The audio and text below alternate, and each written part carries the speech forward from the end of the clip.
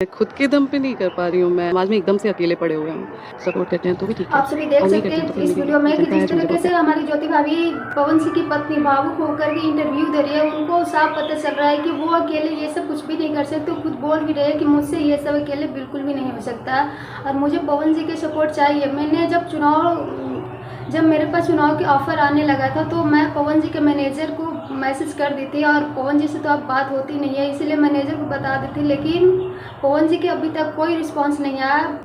लेकिन मैं कुछ भी पवन जी से छुपा करके नहीं करना चाहती और नहीं कर सकती हूँ। नमस्कार दोस्तों, राधे राधे। आई होप आप से लोग अच्छे होंगे, मस्त होंगे, स्वस्थ होंगे। पवन सिंह और ज्योति सिंह ये दोनों काराकाट से एक तरफा चुनाव लड़ रहे हैं, मतलब ज्योति सिंह अलग और पवन सिंह अलग। इन दोनों के पीछे बहुत ही बड़ा विवाद रहा है। सब लोग यही बोल रहे हैं कि क्या पवन सिंह ज्योति सिंह के चुनाव प्रचार करने आएंगे, तो साफ साफ ज्योति भाभी बस एक ही बात बोलती है कि मुझे उनका सपोर्ट चाहिए और वो मेरे साथ चुनाव प्रचार करेंगे तब भी मैं खुश हूँ और नहीं करेंगे तब भी मेरे साथ मेरे काराकाट के जनता जो मुझे बहुत प्यार करती है। वैसे मैं अकेले ये सब कुछ नहीं कर सकती।